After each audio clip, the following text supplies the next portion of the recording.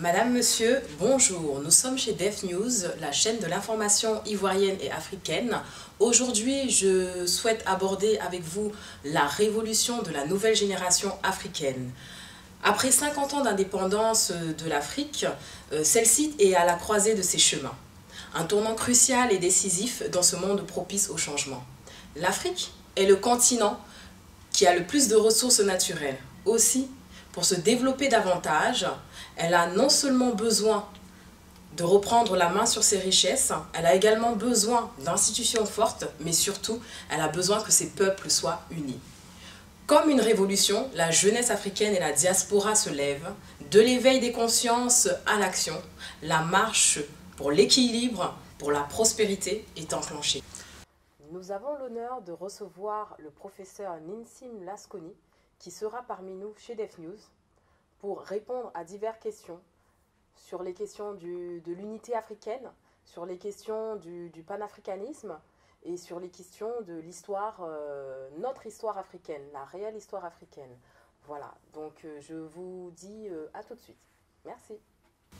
Monsieur Lasconi, bonjour.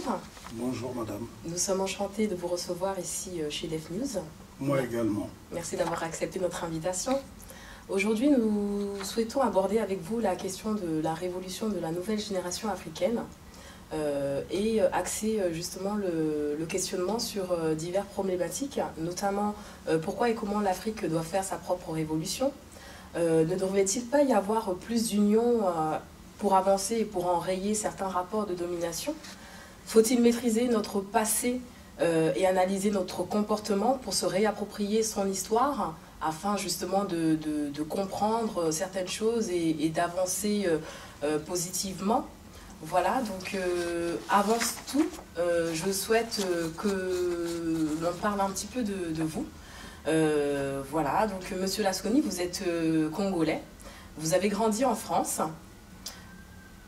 Vous avez comme prénom Ninsim, qui veut dire... en langue Congo, Ngombulu, Yasangi, Yamina Bantu. Traduction en français, le lion de la brousse qui dévora les braconniers. C'est un prénom kilométrique qui prévient mes adversaires. D'accord, très bien. C'est bien ce que j'avais sur mes recherches. J'avais fait sur mes recherches. Voilà, donc ça a une forte symbolique. Et vous êtes aussi, vous êtes donc poète, écrivain, documentariste, conférencier, historiographe. Vous avez un excellent bagage, vous êtes chercheur pluridisciplinaire et vous êtes également en quête de vérité. Oui, je dirige également une formation musicale de 22 musiciens qui s'appelle le Pan African Jazz Orchestra. D'accord. Qui revisite l'histoire de l'Afrique à travers la musique, puisque j'ai une formation, j'ai fait le conservatoire de Lagny-sur-Marne. Oui. J'ai eu pour professeur Pascal Protois, qui est violoncelliste, et Frédéric Couder, qui est saxophoniste baryton, donc à qui je fais un petit coucou. Mes enfants sont également musiciens. D'accord. J'ai un fils qui est saxophoniste, oui. Et j'ai une fille qui est pianiste, et j'ai une autre fille qui est trompettiste. Voilà. Donc ça fait également partie de ma vie, la musique, le jazz en particulier. D'accord. Donc, vous êtes régulièrement cité comme étant le globe-trotter de l'Afrique et davantage comme étant le chasseur d'histoire. Monsieur Lasconi, vous avez parcouru, je présume, donc le monde entier, notamment l'Afrique, avec à votre actif, je pense, plus de 419 pays africains. Non, il n'y en a pas 419 en Afrique, il y en a une cinquantaine. J'ai parcouru 419 villages africains repartis... on va dire en 34 pays. Mais les 419 africains, le compteur s'est arrêté en 2009. J'en ai fait d'autres, je pourrais peut-être dire 500, 600, je ne sais pas trop. Oui. Mais je me suis arrêté à 419, considérant que j'en ai fait 419. D'accord. Et bien évidemment, vous disposez personnellement, si je peux me permettre, d'une bibliothèque de documentation, de documents, d'archives à votre actif. Vous disposez des vidéos, des textes, des poèmes, etc. Pourquoi? Disons que je suis un passionné. Oui. Je suis un passionné. Il y a des gens qui sont passionnés par les voitures, d'autres qui sont passionnés par les femmes. Je ne les aime pas moi, mais je suis beaucoup plus passionné par l'histoire de mon peuple. Parce que je considère que l'Afrique, depuis qu'elle a perdu l'initiative historique, est devenue un asile psychiatrique à ciel ouvert. C'est-à-dire qu'ayant subi plusieurs formes de domination, l'Africain a perdu confiance en lui. Et depuis un certain temps, l'Africain n'est plus lui-même, puisque pour faire son histoire, pour raconter son histoire, l'Africain ressent toujours ce besoin de citer les autres, de paraphraser les autres, alors que dans son terroir, il y a un tas de préceptes qui pourraient lui permettre d'avancer. Voilà pourquoi j'ai cette obsession de parcourir l'Afrique, j'ai cette passion de parcourir l'Afrique. Il faut dire que voilà, je suis africain, je n'ai pas d'autre choix que d'aimer l'Afrique. D'accord. Donc votre combat aussi, on peut dire, c'est un combat qui tend à rassembler, c'est un combat sur l'unité africaine, l'affirmation et la reconnaissance des valeurs de l'Afrique, qui serait le berceau de l'humanité. Monsieur Lasconi, je souhaite que vous nous apportiez, vous, votre définition du panafricanisme. Qu'est-ce que le panafricanisme pour vous? C'est pas pour moi, parce que la définition n'est pas personnelle, elle est globale. Le panafricanisme est une idéologie qui est née au-delà des mers, dont l'initiateur était Henry Sylvester Williams, un avocat trinidadien, natif de Trinidad and Tobago, situé dans la Caraïbe, qui, après la bataille d'Adwa qui a eu lieu le 1er mars 1896, a décidé d'aller poursuivre des études de droit en Angleterre. C'est-à-dire que Henry Sylvester Williams, à la base, était un enseignant. Oui. Lorsqu'il apprend que les troupes italiennes ont été victorieuses sur les troupes italiennes conduites par le général Oreste Baratieri, oui. À ce moment-là, Sylvester Williams, en 1897, décide de quitter son île natale pour se rendre en Grande-Bretagne. Donc c'est lui qui serait à l'origine du mot panafricanisme. C'est-à-dire que le panafricanisme en lui-même a toujours existé en Afrique, mais le concept, c'est lui qui a conceptualisé le panafricanisme et qui lui a donné un contenu politique. Voilà en gros ce que je pourrais dire du panafricanisme. Mais le panafricanisme a plusieurs pères, puisque c'est un mouvement qui a rassemblé de nombreux afro-descendants. Oui. Et sur le continent, c'est Kwame Nkrumah qui en était le précurseur. D'accord. Donc nous avons justement Kwame Nkrumah, mais nous avons aussi d'autres hommes qui ont marqué l'histoire, comme Thomas Sankara, Patrice Lumumba, Cheikh Anta Diop, Nelson Mandela. On peut en citer, il y en a à la peine.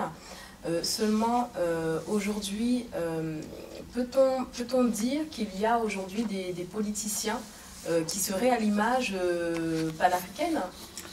Ben, disons que le problème qui se pose, c'est que les grands hommes, les grands leaders africains ont tous été liquidés. Oui. Ils se trouvent tous au cimetière. Oui, il en reste quelques-uns qui posent des actes assez courageux, mais c'est insignifiant par rapport à ce que leurs prédécesseurs ont fait. L'âge d'or de l'Afrique est passé, et voilà pourquoi Thomas Sankara parlait de oser réinventer l'avenir. Lui aussi d'ailleurs se trouve aujourd'hui au cimetière, le cimetière de Dagnon, et j'espère qu'avec ce qui s'est passé au Burkina Faso, on en saura beaucoup plus sur cette disparition tragique, parce que Thomas Sankara a été le dernier chef d'État africain qui a réellement incarné l'espoir sur le continent africain. Il nous a montré l'exemple, dans un pays dit pauvre, que l'Afrique pouvait avancer sans tendre la main. Et je pense qu'aujourd'hui, on pourrait dire que l'essentiel des chefs d'État qui sont à la tête de nos pays sont des mendiants, puisqu'ils comptent sur l'aide alors qu'ils sont assis sur l'or. Voilà ce que je pourrais dire en gros. D'accord.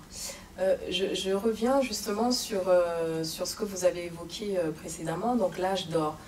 Est-ce qu'on peut dire effectivement qu'il y a eu un âge d'or? Est-ce que l'âge d'or existe vraiment? Bien sûr qu'il y a eu l'âge d'or. Si vous jetez un coup d'œil dans le rétroviseur de l'histoire, vous verrez que le mouvement de non-aligné, bien que initié par le président Sukarno d'Indonésie, oui. A été, comment dirais-je, perfusionné par des dirigeants africains comme Gamal Abdel Nasser d'Égypte, Kwame Nkrumah du Ghana, Modibo Keïta du Mali, Ahmed Sékou Touré de la Guinée. On pourrait également citer le cas de l'empereur Haïlé Sélassié, hein, qui avait envoyé à l'époque, en 1955 à Bandung, à la conférence de Bandung, justement la conférence qui a rassemblé les leaders de ce qu'on appelle les tiers-mondistes, il avait envoyé un représentant. Donc il y avait également le Soudan à l'époque, qui avait également envoyé un représentant au mouvement, à la conférence des non-alignés qui a eu lieu en décembre 1955 à Bandung. Et Bandung qui est une ville indonésienne. Donc oui, on peut parler de l'âge d'or, sans hésitation, puisque ces Africains-là incarnaient une certaine fierté. C'était une Afrique décomplexée. Ce n'est pas aujourd'hui, lorsqu'on voit nos chefs d'État, comment même ils sont réussis à l'extérieur, c'est une honte, c'est pathétique. Oui, effectivement. Et également, par rapport à l'âge d'or, Nicolas Sarkozy avait, lors d'une conférence, évoqué ce problème de l'âge d'or. Je cite, il disait « L'homme africain n'est pas assez rentré dans l'histoire. Jamais il ne sort de la répétition pour s'inventer un destin. Le défi de l'Afrique, c'est de rentrer davantage dans l'histoire. » Ben, je pourrais lui répondre en images, parce que, comme on dit, un récit sans image est une fable. Et donc, je pourrais répondre à M. Nicolas Sarkozy. Voici ici, je suis en face de la plus vieille université du monde, qui s'appelle l'université de Sankoré, créée au XIIe siècle dans la ville de Tombouctou. Et Tombouctou est située au Mali. Au XIIe siècle, il n'y avait aucune université en Europe. La Sorbonne, qui est l'université la plus réputée de France, n'a pris réellement forme qu'au XIXe siècle. Il suffit de se rendre devant l'entrée principale de la Sorbonne pour s'en convaincre, il y a une stèle qui le précise. Ici, nous avons ce qu'on appelle un mausolée. Malheureusement, c'est un patrimoine qui tend à s'effriter parce qu'il y a des djihadistes qui sont acharnés sur ces mausolées, qui protégeaient à l'époque cette fameuse université de Sankoré, et notamment ce qu'on appelle la mosquée de Djingaribert, qui fut construite pendant 5 ans. Donc, au XIVe siècle, les Africains avaient déjà initié des grands travaux que je vous montrerai. Ici, nous avons l'habitation d'un grand voyageur arabe qui s'appelait El Hassan Ben Mohamed El Ouazan, mieux connu sous le nom de Jean-Léon l'Africain, qui fut le fils adoptif d'un pape. Il étudia à Tombouctou pendant 2 ans, de 1510 à 1512. Même la papauté envoyait des étudiants à Tombouctou, en Afrique, l'actuel Mali, pour étudier. Donc je ne raconte pas des bêtises, je suis devant sa maison. Donc c'est sa porte, incrustée d'or et d'argent. Voici, donc c'est bien écrit ici, vous pouvez bien zoomer pour vous montrer qu'on peut se retrouver au plus haut sommet de l'État et être un ignorant. Exactement. Ici, nous avons une bibliothèque qui contient des manuels pré-islamiques, donc des manuels qui existaient avant même l'avènement de l'islam.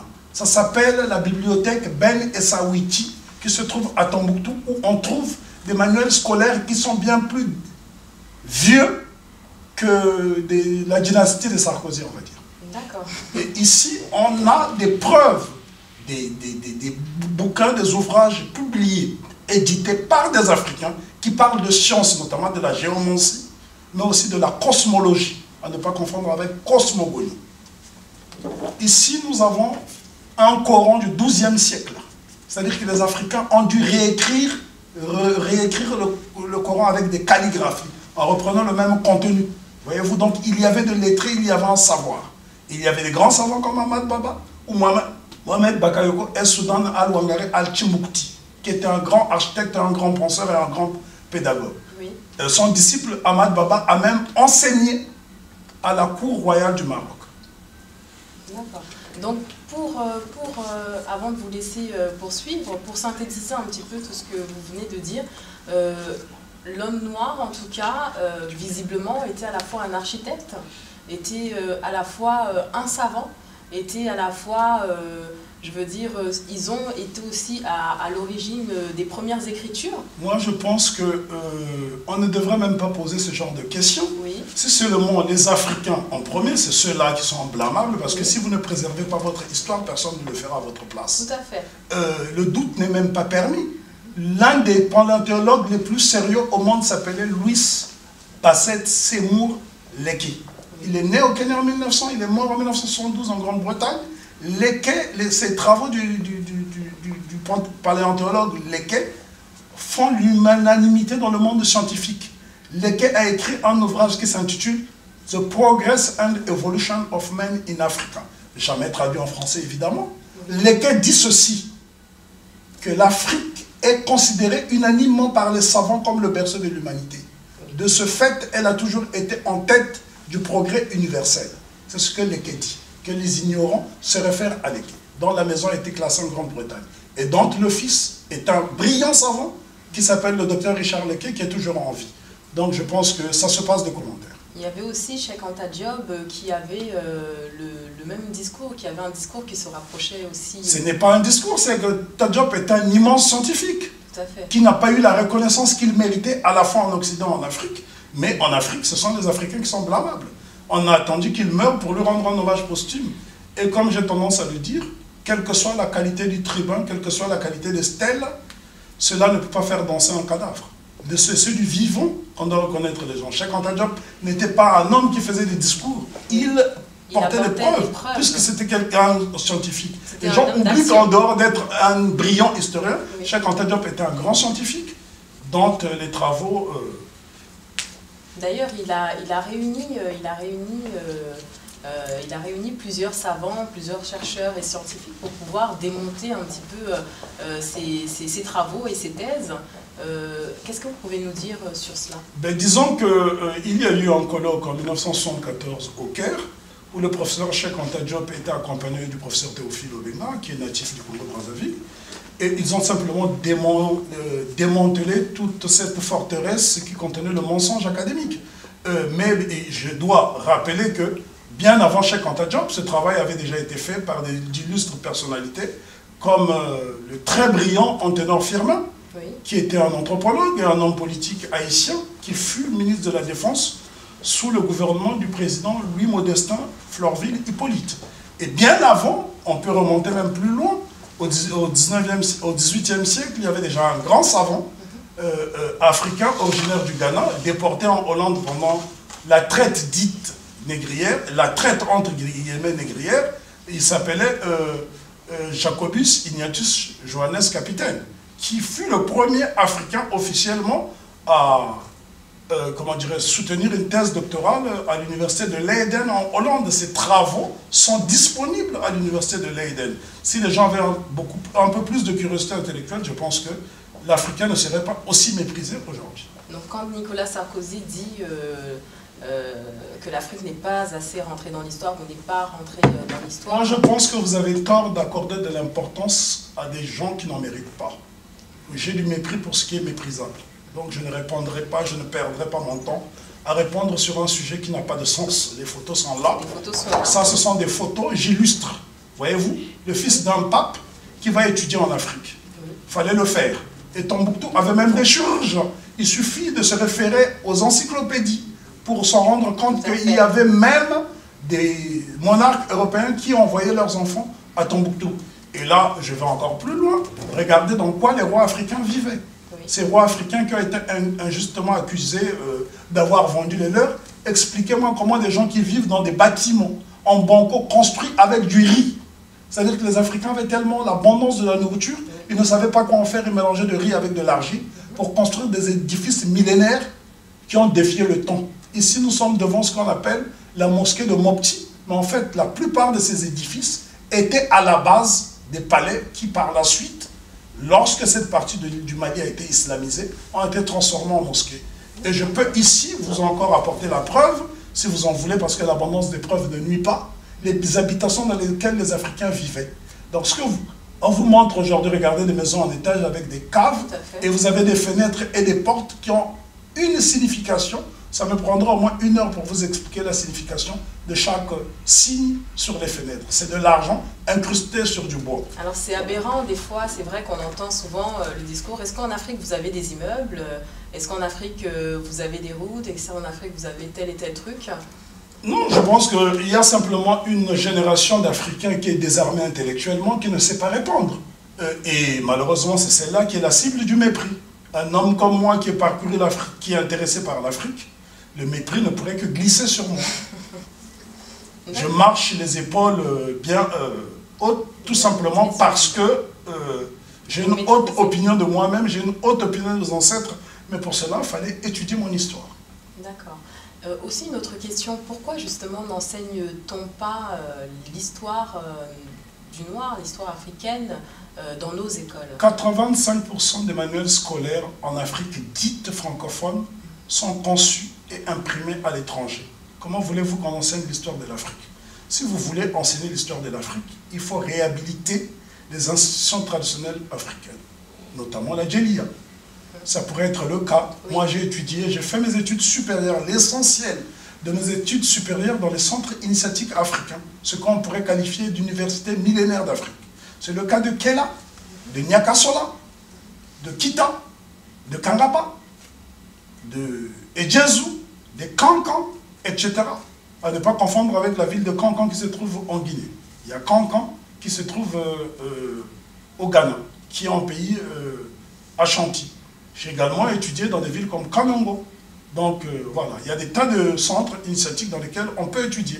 Je suis professeur également d'architecture, parce que j'ai étudié l'architecture Cassena. Ce sont des sciences que j'ai étudiées en Afrique. Alors vous, Monsieur Lasconi, qui côtoyez des élèves, la jeunesse, en tout cas, je voudrais dire, aujourd'hui on voit qu'il y a en fait un bras de fer entre la jeunesse africaine et les différentes personnes au pouvoir en Afrique. Il y a un conflit de génération. Non, il n'y a pas de conflit de génération. Il ne faut pas s'inventer des conflits inutiles. Il y en a déjà en Afrique. Parmi les vieux, il y a des hommes qui ont posé des actes valables. On ne peut pas considérer que la génération de Nelson Mandela ne s'est pas sacrifiée. 27 ans au pouvoir, ce n'est rien. Contrairement à toutes ces calamités qui s'écrivent sur Internet, on ne passe pas 27 ans en prison pour aller après livrer son pays à une meute de brigands. Je pense que la génération de Mandela a eu le courage de prendre des armes, de se battre. Sauf que malheureusement, l'Afrique a une faiblesse. Cette faiblesse, c'est que nous ne maîtrisons pas encore la technologie militaire. Et on ne fait pas la guerre avec le verbe. On la fait avec des armes. Voilà pourquoi l'ANC et d'autres formations politiques comme la Zambian People Organization, le Pan-Africanisme Congress en Afrique du Sud, ont été obligés de faire des concessions parce que les rapports de force n'étaient pas en leur faveur. Ça a été le cas également au Zimbabwe, où Robert Mugabe et Joshua Nkomo étaient obligés de signer ce qu'on appelle les accords de Lancaster House. Ça a été le cas en Namibie, où le président Sam Nujoma était obligé de signer des accords avec le gouvernement raciste qui était sur place. C'est pour cela qu'on parle de réforme agraire. Mais la réforme agraire n'aura lieu que lorsque la génération actuelle s'armera de sciences jusqu'aux dents. Et c'est une recommandation du professeur. Les générations futures doivent s'armer de sciences jusqu'aux dents. Il serait prétentieux de croire que notre génération est à l'avant-garde, que ça a été la première génération à avoir médité et combattu pour le changement en Afrique. Non, les précédentes générations n'ont pas démérité. Ici, j'ai l'exemple de la photo de Nana Asantewa, qui fut une grande reine au Ghana, au royaume Ashanti, qui a constitué une armée de 26 000 femmes pour combattre les Britanniques. Et si les hommes n'avaient pas trahi les secrets de combat des Ashanti, les Anglais ne seraient pas sortis victorieux. Elle a été déportée aux îles Seychelles à la fin du siècle dernier, du 19e siècle pourtant. Elle est morte aux îles Seychelles, ce n'est que 100 ans après que ces restes ont été restitués à l'État ghanéen. Et c'est le président John Jerry Rawlings qui avait été chercher les restes. Et votre humble serviteur était sur place à Kumasi, seconde ville du Ghana et ancienne capitale du royaume Ashanti, pour immortaliser ces moments. Ici, vous avez l'arrière-petite-fille de la reine Nana Asantewa. Donc ce ne sont pas des mythes, c'est la réalité. C'est la réalité. D'accord. Aussi, une autre question, Monsieur Lasconi, est-ce que la nouvelle génération actuelle, est-ce que la jeunesse actuelle, ou oui, la nouvelle génération comprend bien le mot justement du panafricanisme, de l'union? Est-ce qu'on le ressent, aujourd'hui? Oui, écoutez, la multiplication des mouvements afrocentriques sont là pour témoigner de la vitalité de ce combat. Vous avez plusieurs mouvements aujourd'hui, que ce soit dans la diaspora ou en Afrique, qui se battent pour l'unité africaine, qui partent dans ce sens-là. Contradiction ne veut pas forcément dire divergence, parce que la contradiction est le sens même de la vie. On ne peut pas faire l'unanimité dans un combat, dans une lutte, mais il y a une génération qui se bat. Vous prenez par exemple le cas Au Sénégal, il y a un mouvement qui s'appelle Y en a marre, qui a balayé Abdoulaye Wade quand celui-ci voulait s'accrocher au pouvoir dans un pays qui a pourtant une tradition plus ou moins démocratique, où l'alternance a plus ou moins réussi, au moins à plusieurs reprises. On pourrait également citer l'exemple du balai citoyen au Burkina Faso qui a déboulonné un dictateur qui était là depuis 27 ans. Et je pense qu'il y aura une contagion en Afrique. Nous ne devons pas perdre espoir. Moi, je suis un éternel afro-optimiste. J'ai eu l'opportunité de visiter plusieurs villes africaines, séjourner dans plusieurs pays africains. Et je suis convaincu d'une chose, c'est que l'Afrique avance à pas des géants. Le déficit de l'image vient du fait que les chaînes de télévision africaines ne font pas le travail. On n'a pas assez de reporters pour sillonner et montrer les avancées de l'Afrique. Prenons le cas du Nigeria. On vous parle du Nigeria, quand on évoque le Nigeria, on parle de corruption et de meurtre de bidonville. Mais on oublie que le Nigeria est la deuxième puissance cinématographique au monde. C'est le deuxième producteur de films, avant même Hollywood. Le Nigeria a 120 banques nationales. Le Nigeria a 2 grands pôles universitaires, Ibadan et Lagos, qui forment des milliers de scientifiques. D'accord. Donc, un pays comme le Zimbabwe et le Malawi comble le déficit en personnel médical de la Grande-Bretagne, qui est pourtant la 5e puissance économique du monde. Alors, donc, c'est pour vous dire que l'Afrique avance. Ne perdons pas espoir. Nous devons rester afro-optimistes parce que le désespoir ne résout rien. Nous devons aussi avancer main dans la main. Quand vous évoquez le Nigeria, je veux dire avec tout ce qui se passe actuellement, donc on ne peut ne pas parler de la guerre actuelle. Oui, mais vous savez que ce sont les médias mainstream qui font l'actualité. C'est ce qu'on appelle l'actualité sélective. C'est de la propagande. On montre, quand il s'agit de l'Afrique, on se focalise sur ce qui est négatif. Mais des meurtres, il y en a partout dans le monde. Prenez un pays comme la Colombie. Seulement, je voudrais dire, voilà, on a le Nigeria, on a le Kenya, on a le Burkinabé, on a des guerres un petit peu partout. Non, on n'a pas de guerre un peu partout. C'est ce qu'on appelle des foyers de tension. Le Nigeria n'est pas en guerre. Si vous allez dans une ville comme Abuja, vous aurez l'impression d'être dans un paradis. Il n'y a pas de conflit, c'est un grand pays. D'accord. Est-ce que justement, il y a comment dire, un rassemblement de la diaspora, un rassemblement des peuples africains ou des nations pour se soutenir justement, pour régler Il vous arrive de suivre l'actualité africaine? Tout à fait. Ben, le Cameroun, le Niger, le Tchad, le Bénin ont envoyé des contingents pour aller nettoyer Boko Haram au Nigeria. Et cela se fait également en Somalie. Pourquoi est-ce qu'aujourd'hui les Kenyans payent un lourd tribut? C'est le fait que l'armée kenyane fait du bon travail en Somalie pour nettoyer les foyers des Shebabs. Oui. Donc il y a des armées africaines. Et l'Éthiopie, l'armée éthiopienne, l'armée burundaise sont sur le terrain pour faire le travail. On ne peut pas dire que rien ne se fait en Afrique. Le panafricanisme élitiste a certes échoué, mais le panafricanisme des masses existe. Si vous empruntez la route en Afrique, vous vous rendrez compte que très peu d'Africains disposent d'une pièce de référence et pourtant ces gens-là voyagent parce que les Africains ignorent ces frontières.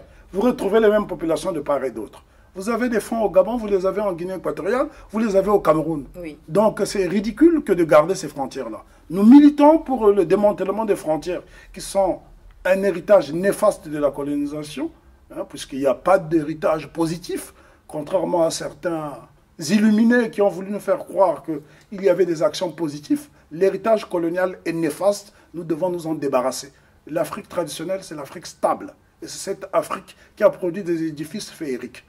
Il n'y a pas une civilisation comparable à celle de l'Égypte. Il n'y a pas une civilisation comparable à celle du Nord. L'Afrique a produit des grandes civilisations. Nous avons tendance à nous focaliser sur la plus brillante de notre civilisation, qui est la civilisation égyptienne. Mais ce n'est que l'aboutissement de plusieurs civilisations. Il y en a eu bien d'autres. L'archéologie est là pour témoigner. Vous allez en République démocratique du Congo, vous avez une grande ville moderne, comme Ifuka, qui était la capitale du royaume Kuba dont on ne parle pas. Il suffirait d'aller débroussailler un peu cette zone pour pouvoir voir des édifices féeriques. Et si vous lisez les témoignages du révérend William Shepard, qui a fait le Congo au début du XXe siècle, il vous dira de quelle magnificence il a été témoin. Vous pourrez également lire les témoignages d'un anthropologue allemand comme Léo Frébinus, oui, qui en dit beaucoup de bien. Léo Frébinus a publié plusieurs ouvrages intéressants, des ouvrages qui ont fait date dans l'histoire de l'humanité, notamment le destin des civilisations, ou qu'est-ce que l'Afrique signifie pour nous. Et d'ailleurs, ce titre va inspirer un grand poète de la Renaissance de Harlem qui s'appelait Kantikoulen, qui a écrit un fabuleux poème qui, pour moi, est le plus bel hommage à l'Afrique, qui s'intitule Heritage, What Africa is to me. D'accord.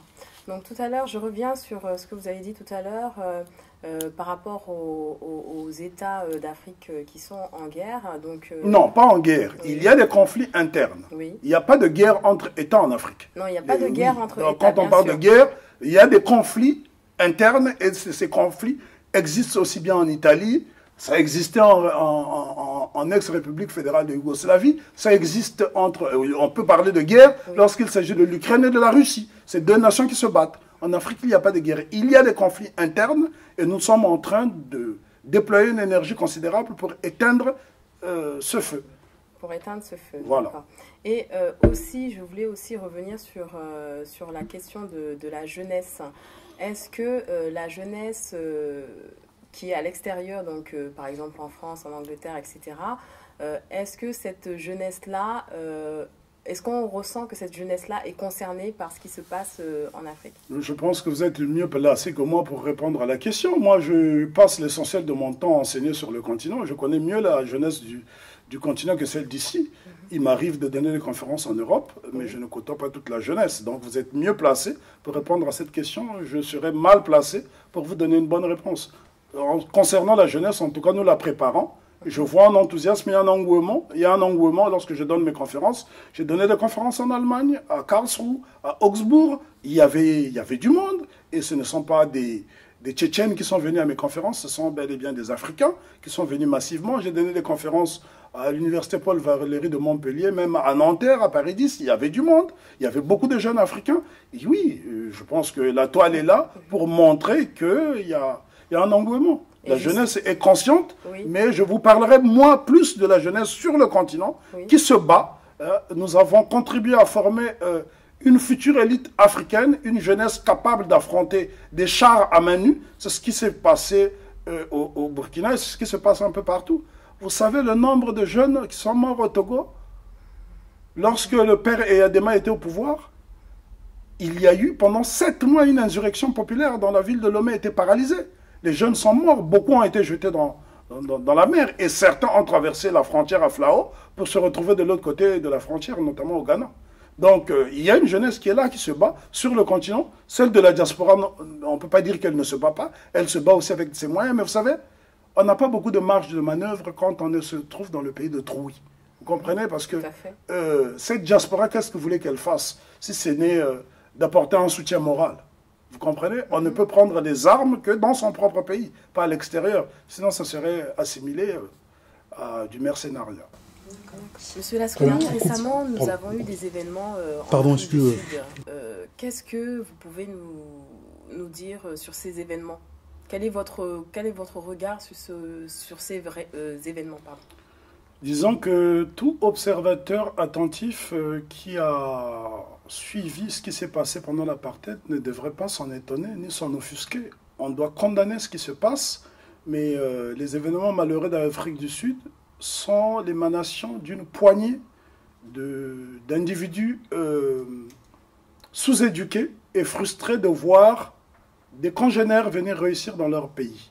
Vous savez, le cloisonnement peut conduire un peuple à la folie. Pendant des années, les Africains ont été ghettoisés. Ils vivaient dans je parle des autochtones, des Noirs. Ils vivaient dans ce qu'on appelle des townships, des taudis, comme Sophia Town, Alexandra, Sharpeville. Et ce sont des gens qui n'ont connu que la misère et les shibins. Les shibins, ce sont comme ce qu'on appelle des débits de boissons dans lesquels les gens buvaient de l'alcool frélaté. Et ça, lorsqu'on a vu ses parents au chômage pendant des années, qu'on n'a pas été éduqués comme il fallait, parce qu'il y a eu une loi pendant l'apartheid qu'on appelait le Bantu Education Act, qui condamnait les Africains, donc les autochtones, à recevoir une éducation au rabais. Et avec une telle population, il ne faut pas s'attendre au miracle. Voilà pourquoi l'ANC a misé sur les générations futures. ce qui se passe en Afrique du Sud est regrettable, mais moi personnellement, je ne suis pas surpris. Pourquoi? Pour que le public l'Afrique du Sud, concrètement, qu'est-ce qui se passe? Ce qui se passe en Afrique du Sud, c'est qu'il y a une poignée de Sud-Africains qui n'ont pas d'emploi, qui n'excellent pas dans les affaires, qui n'excellent pas dans l'administration, qui pensent que voilà, le pain, son pain a été volé par des étrangers, entre guillemets. Mais je pourrais dire également que les Blancs qui vivent en Afrique du Sud, qui détiennent l'essentiel de l'économie, sont aussi des étrangers, puisque ce ne sont pas des autochtones. C'est la conséquence de ce qu'on appelle la conférence de Berlin, qui a duré 3 mois. Lorsqu'on a sous-divisé l'Afrique, ça a créé des enclos. Et vous savez à quoi sert un enclos? C'est pour maintenir les vaches et les traire par la suite. L'Afrique fait le bonheur de tous les continents, de tous les peuples, sauf des Africains. Et ce cloisonnement, nous devons cloisonner et revenir au panafricanisme. C'est la seule solution pour résoudre ces crises-là. Je vous donne un exemple. Si vous allez en Afrique du Sud, vous avez 2 pays qui sont enclavés dans l'Afrique du Sud. Enclavés dans l'Afrique du Sud. C'est le cas du Lesotho, et qui est majoritairement habité par un peuple qu'on appelle les Soto. Soutou, ça se prononce en langue locale. Vous avez également des Soutous en Afrique du Sud, qui sont à cheval entre les 2 pays. Mais ceux du Lesotho, lorsqu'ils viennent en Afrique du Sud, ils sont considérés comme des étrangers. Vous avez des Swazis en Afrique du Sud, vous les trouvez majoritairement au Swaziland. Vous avez des Ndebele au Zimbabwe, vous les trouvez également au Kwandebele en Afrique du Sud. Et les Ndebele du Zimbabwe, lorsqu'ils arrivent en Afrique du Sud, sont considérés comme étrangers. C'est la conséquence du cloisonnement. Moi, j'invite les ignorants à se référer aux déclarations de Lord Salisbury, un des grands colonialistes britanniques, qui, à la sortie, à la fermeture de la conférence de Berlin en 1885, disait que à Berlin, pendant 3 mois, nous nous sommes partagés des montagnes, des fleuves et des nègres. Donc, nous sommes la propriété d'autres peuples. C'est pour cela que les Africains se définissent comme francophones, germanophones, anglophones, lusophones, etc. Il y a des intellectuels africains même qui s'amusent à dire oui, nous les francophones, oui, nous les anglophones, etc. Je pense que nous devons redevenir ce que nous avons toujours été, c'est-à-dire des Africains. Pour ne pas dire Kémites, c'est le mot qui est à la mode aujourd'hui. D'accord. Aussi, il y a tous ces événements que l'on connaît en Côte d'Ivoire, la situation de la Côte d'Ivoire. La situation de la Côte d'Ivoire n'est pas différente de... Bon, elle est plus ou moins différente parce qu'aujourd'hui, les tensions, ça a un peu baissé, mais pendant la crise ivoirienne, on a assisté aux mêmes scènes de violence. La Côte d'Ivoire est une fabrication coloniale, comme le Congo de Brazzaville dont je suis natif, comme le Nigeria, comme le Bénin, comme le Burkina, comme le Cameroun. Donc, de ce fait-là, parce que quel est l'élément déclencheur de la crise ivoirienne? C'est l'ivoirité. Exactement. Et c'est l'ivoirité. Et vous voyez bien que la politique, c'est, comment dirais-je, c'est un domaine dans lequel je n'aime pas trop aventurer pour la bonne et simple raison. C'est un domaine où règne l'hypocrisie. Ceux qui, hier, étaient les plus grands ennemis, aujourd'hui sont devenus les meilleurs amis du monde. Le président Ouattara et le président Bédié sont ensemble. Il n'y a pas plus de 3 semaines, j'ai traversé le pont Henri Konan Bédié, qui a été inauguré par celui qui était l'ex-adversaire de Henri Konan Bédié. Donc finalement, on ne comprend plus trop.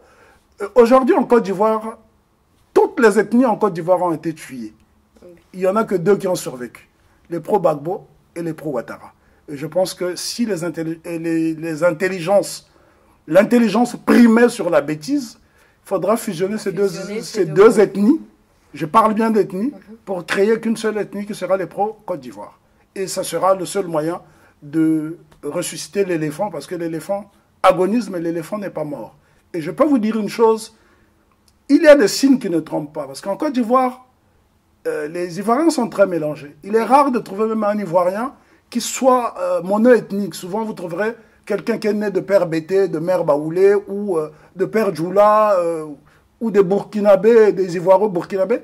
Tout cela existe. Moi, j'ai des amis de part et d'autre en Côte d'Ivoire. Le discours que je peux tenir à l'égard de mes frères ivoiriens, réconciliez-vous avec vous-même. Aucun pays ne s'est épanoui, aucun pays ne s'est développé dans le conflit. La paix est un élément, un facteur de développement. Et si les Ivoiriens se réconcilient avec eux-mêmes, la Côte d'Ivoire retrouvera son aura d'antan. N'oubliez pas que ça a été un havre de fait pendant des années. Et c'est ce qui explique que la Côte d'Ivoire a été le carrefour des grands rendez-vous. Hein, les grands artistes, les Tchalamwana, les Manu Dibango, les Samangwana sont passés par la Côte d'Ivoire. La Côte d'Ivoire, c'était les États-Unis d'Afrique en miniature. Mais simplement, pendant des années, la Côte d'Ivoire a eu une politique qui n'était pas favorable au panafricanisme, d'où la facture que nous payons aujourd'hui, parce que n'oubliez pas que le président Nkrumah, qui est Nzima, donc du groupe Akan, le président Houphouët-Boigny, qui était Baoulé, donc du groupe Akan, aurait pu faire l'unité, montrer l'exemple. Et je pense que Nkrumah allait dans ce sens. Malheureusement, l'un faisait partie du groupe de Moranvia, qui rassemblait ce qu'on appelait les séparatistes, et ceux qui étaient favorables à la balkanisation, et dont le chef de file était Félix Houphouët-Boigny. Et on avait le camp de Casablanca, qui rassemblait les fédéralistes, Modibo Keïta, Ahmed Sékou Touré, etc. Et aujourd'hui, l'histoire donne raison au camp de Casablanca, parce que si l'Afrique avait été fédérée, les l'ivoirité, toutes ces conséquences n'auraient pas eu lieu. Il y a eu la Côte d'Ivoire a été scindée en deux pour la bonne et simple raison, l'ethnicité a primé sur la nation. Chacun s'est identifié à son à son terroir. Et malheureusement, on a vu, ça nous a fait perdre 10 ans en Afrique. Exactement. Moi, j'ai de l'espoir, parce que les Africains ont une capacité extraordinaire à se régénérer.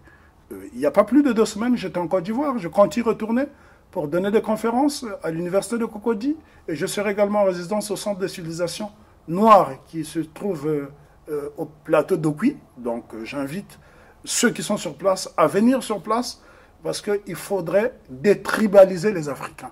Détribaliser les Africains ne veut pas dire perdre ses repères ethniques, parce que tout être humain a d'abord une identité clanique, une identité familiale, une identité tribale. Tout à fait. Le vrai problème, c'est que lorsqu'on appartient à une nation, on doit mettre de côté son ethnie. Exactement. Parce que cela crée des déséquilibres. Et l'union. Moi, je pense que on doit tirer les leçons des conséquences subies, parce qu'il y a eu quand même des milliers de morts en Côte d'Ivoire. Les Ivoiriens ont été d'ailleurs les premiers à être surpris par ce qui leur arrivait, parce que pendant très longtemps, la Côte d'Ivoire était citée en modèle comme un havre de paix, mais nul n'est à l'abri du désastre.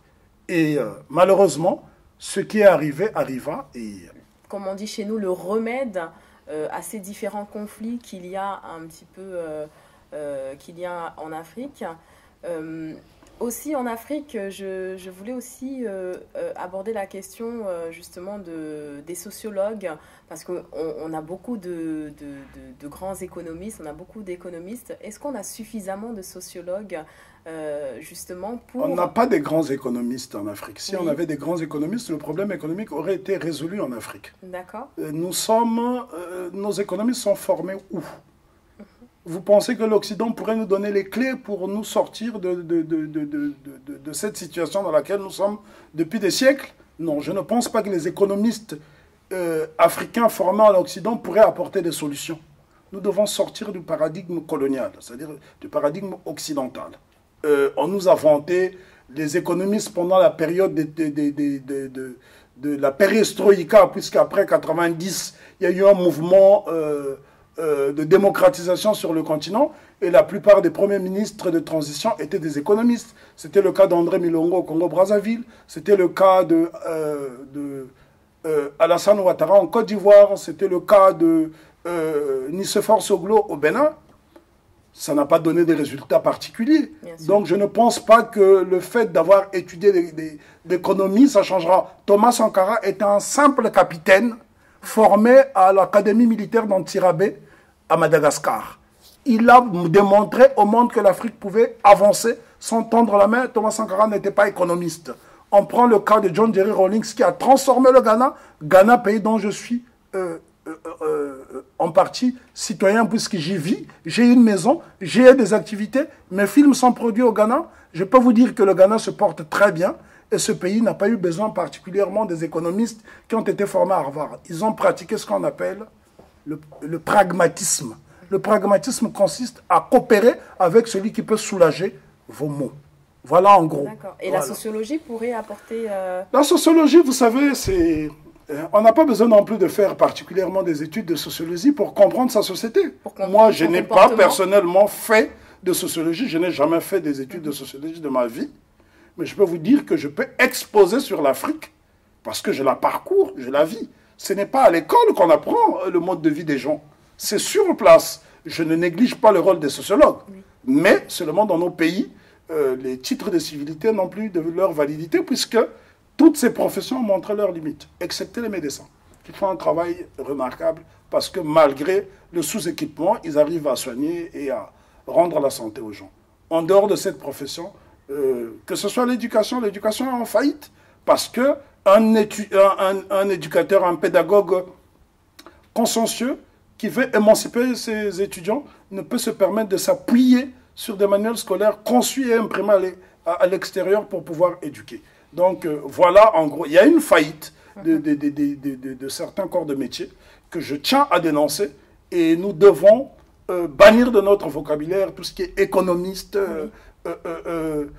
son excellence. Je pense que ça n'a aucun sens. L'intelligence africaine, entre guillemets, en tout cas importée, a montré ses limites. Je ne jette pas l'opprobre sur ceux qui ont étudié à l'extérieur, mais je pense que la plupart de l'élite, enfin l'essentiel de l'élite intellectuelle et politique africaine est une élite préfabriquée qui ne trouve pas les remèdes pour régler nos problèmes. Comment expliquez-vous que pendant des années, dans des régions sahéliennes où il y avait un problème de sécheresse, il a fallu que les Chinois inventent le tricycle, qui est une moto à 3 roues, qui aujourd'hui remplace l'âne, parce que pour pouvoir aller chercher de l'eau dans certaines contrées d'Afrique, il faut faire 40 km à pied. Et les gens étaient obligés parfois d'utiliser l'âne. Et tout le monde n'a pas les moyens de s'offrir l'âne.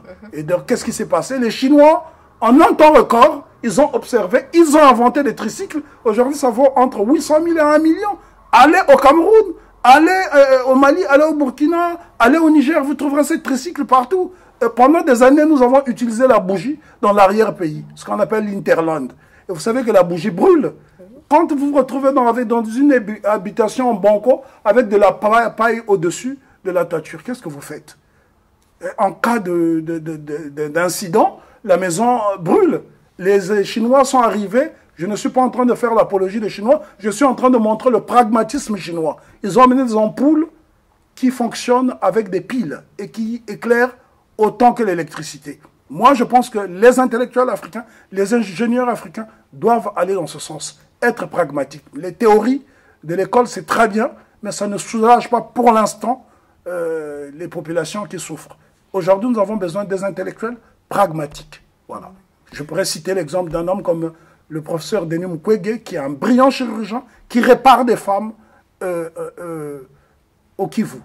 Et je pense que cet homme mérite l'ovation de toute l'Afrique. J'ai également découvert en Côte d'Ivoire, au marché de Marcory, un homme qui répare les femmes, il s'autoproclame saintologue, il répare les poitrines flasques. C'est un homme qui remodèle la femme avec des produits naturels faits à base de karité. Ce sont des exemples, c'est un homme qui n'a jamais fait des études de médecine. Je suis en train de lui consacrer un film et il serait bon d'en parler. Voilà. Pour terminer, simplement, Monsieur Lasconi, à votre niveau, qu'est-ce que vous, en termes d'action, vous avez entrepris justement pour valoriser l'Afrique, pour mettre la lumière sur l'Afrique, pour montrer la grandeur de l'Afrique ou simplement pour éveiller des consciences? Alors, je tiens tout d'abord à dire que je ne suis pas seul à faire ce travail. Il serait prétentieux de tout ramener à moi. Nous sommes nombreux, nous sommes tout un bataillon de cinéastes, de documentaristes, d'historiens qui faisons ce travail-là. Moi, personnellement, mon travail consiste à montrer l'Afrique coquette. Je suis ce qu'on appelle un promoteur de la beauté africaine. Et quand j'entends la beauté africaine, du continent jusqu'à dans la Caraïbe, parce qu'il y a des Africains qui vivent dans la Caraïbe, qui vivent dans les Amériques. Et pour cela, j'ai publié une série de documentaires pédagogiques que j'ai initiés, une collection, l'Afrique impériale racontée aux Afro-descendants.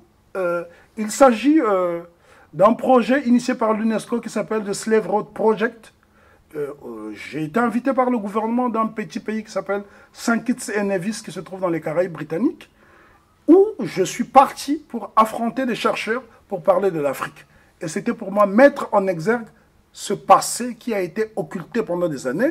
Ça, c'était à Saint Kitts et Nevis. Là, c'est en Guadeloupe, en 2010, au mois de l'Afrique, où il y a une biennale qui a lieu, donc une biennale tous les 2 ans. En 2010, j'étais invité où j'ai donné 3 séries de conférences en Guadeloupe pour parler du déficit de l'image de l'homme noir. Montrer comment la négrophobie a été l'origine de la négrophobie et apporter des solutions pour pouvoir combler ce déficit de l'image de l'homme noir. J'ai également créé une série qui s'appelle Matière grise et noire. Et le premier portrait que je dresse, c'est celui du professeur Souleymane Tadjouf, qui est un brillant scientifique sénégalais, méconnu au Sénégal, méconnu en France, qui est un des spécialistes de l'énergie solaire. Et je pense que cet homme pourrait combler nos déficits énergétiques. J'ai également fait une autre série, je vous montre des séries de documentaires que j'ai fait. Black Entrepreneurship. Il s'agit des entrepreneurs afro-caribéens, afro-américains, africains du continent, qui ont créé des empires. Là, c'est le cas du docteur Yaya Traoré, qui est un médecin burkinabé, qui est pharmacien, et qui, à partir de la science, a trouvé des solutions pour pouvoir multiplier les poussins, on va dire comme ça. Et il produit à peu près 1600 œufs par jour, ce qui est énorme dans un pays sahélien où il y a des problèmes de nourriture parfois. Et je suis en train également de faire un documentaire sur les Dermés. Les Dermés, un film qui s'intitulera Une famille en bronze. Ce sont des scientifiques, des grands sculpteurs qui, depuis des millénaires, fabriquent des œuvres féeriques. Les Dermés, depuis des générations, depuis le 11e siècle, non, le 12e siècle, je m'excuse, fabriquent des sculptures en bronze. Ils font c'est-à-dire que ce qu'ils font, c'est extraordinaire. Ils auraient été capables même de reproduire le monument de la Renaissance à Dakar. Malheureusement, le complexe d'infériorité de nos dirigeants a fait qu'on a préféré passer commande en Corée, alors que regardez les œuvres. Regardez, ça vaut plus de 100 000 euros. C'est du bronze. Ça pèse plus de 200 kilos. C'est très beau. C'est une œuvre qui a pris exactement 4 ans de travail. Et ce sont des gens qui, et ils diminuent même le chômage au Burkina Faso. Je parle souvent du Burkina parce que le Burkina, aujourd'hui, est un pays qu'on peut citer en modèle. Et voici ce qu'ils font. Ça, c'est un chamélier. Tout ça, c'est du bronze. Le bronze est constitué des métaux de récupération. Et à partir de ça, voilà. On vous parle aujourd'hui du développement, comment dirais-je, l'économie solidaire ou je ne sais quoi, des concepts qu'on invente tous les jours. Et voilà l'exemple même d'un développement endogène. Malheureusement, ce sont des gens dont je ne parle pas. Je touche également aussi un peu à la politique. La crise malienne vue dans le Sahel, c'est mon dernier documentaire. Je suis parti sur le terrain lorsqu'il y a eu le coup d'État, aussitôt lorsque le capitaine Aya Sanogo a fait son coup d'État au Mali. J'ai aussitôt pris l'avion, je suis parti sur le terrain, interroger les gens, aller sur le terrain de conflit, interroger les gens, filmer les dégâts qui ont été causés. Voilà. Et là, c'est un film que j'ai consacré à Sa Majesté Todete II. C'est le représentant des têtes couronnées du Bénin au Cameroun. Donc, il est résident à Douala. C'est un des tradis praticiens les plus titrés. Sa Majesté Todete II, en dehors d'être un monarque, est un médecin traditionnel qui, grâce aux plantes, arrive à soigner des maux que parfois nos hôpitaux ne parviennent pas à soigner. Alors, je vous laisse nous présenter vos dernières œuvres. Alors, il ne s'agit pas de mes dernières œuvres, parce que mes dernières œuvres ne sont pas encore éditées. Autant pour moi. Autant ma filmographie est très importante. J'ai publié une trentaine de films en mon nom, mais j'ai également réalisé plusieurs films pour des chaînes de télévision. Et puis, j'ai donné priorité à l'image pour mettre en exergue le génie africain, pour promouvoir la beauté africaine, parce que nous avons souvent droit à la laideur sur les chaînes de télévision, et moi je suis un promoteur de la beauté africaine. J'ai très peu publié en livres pour la bonne et simple raison, il y a très peu de gens qui achètent les livres. Et je ne veux pas passer des nuits blanches à écrire pour me retrouver pauvre, parce qu'aujourd'hui ce qui se vend c'est l'autoflagellation. vous remarquerez que les auteurs les plus en vogue, c'est ceux qui disent du mal de l'Afrique. Lorsque vous dites du bien, vous remarquerez que Cheikh Anta Diop, Césaire et bien d'autres grands scribes n'ont jamais eu de prix, alors qu'ils avaient une plume de qualité. Donc moi, je ne veux pas me prostituer intellectuellement. J'ai préféré promouvoir la beauté en images. Ceci étant, j'ai publié quelques ouvrages. Requiem pour le repos de mes anges gardiens est mon dernier ouvrage publié, mais j'ai écrit un carnet de voyage de plus de 2600 pages. Simplement, à cause des voyages, je n'ai pas le temps de corriger les coquilles parce que je préfère contrôler mes écrits moi-même. Je n'ai pas envie de les confier à une maison d'édition pirate qui risquerait de dénaturer mes travaux. J'ai également publié des proses dans La blessure de l'âme, poésie pour jazz et musique de forêt, étant donné que je suis jazzman, amoureux du jazz, musique qui est née avec le fouet et qui est l'expression même de notre souffrance. Et comme pour paraphraser le docteur William Edward Burgard du Boss, l'Amérique a donné très peu de beauté au monde, hormis cette lamentation plaintive dont le contre-champ se joue dans les forêts africaines. Et je terminerai par un poème dédié aux afro-descendants qui ont été victimes des inondations en Louisiane, qui s'appelle « Noyade en Louisiane ». Je dirais que la vilaine dame s'approche. De la vie des riverains, la natation n'est pas le sport favori des Noirs. Dans une ville où le jukebox distille le sang des cuivres, les piscines n'ont pas la cote. La vilaine dame s'approche. De la vie des riverains, la fête sera gâchée.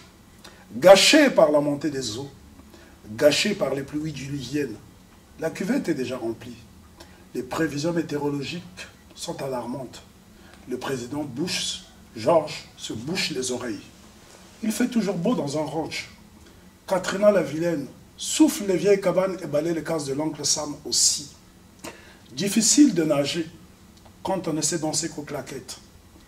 Chanter du blues n'attire pas les secouristes. Chanter du jazz n'arrête pas les cyclones. Voilà, je m'arrête. C'est beau en tout cas. J'aurais pu continuer. C'est beau. Il faut lire entre les lignes aussi. Bah, merci beaucoup, Monsieur Lasconi. C'est moi qui vous remercie. De votre présence et de nous avoir appris beaucoup aujourd'hui. Et nous espérons vous revoir assez rapidement. Pourquoi pas pour d'autres chroniques ou d'autres thèmes. J'espère que vous me ferez l'honneur de vous déplacer au Ghana, venir me rendre visite sur place. Avec plaisir. C'est là où je passe l'essentiel de mon temps désormais. Avec plaisir. Merci, Monsieur Lasconi, et à très bientôt. À très bientôt. Au revoir.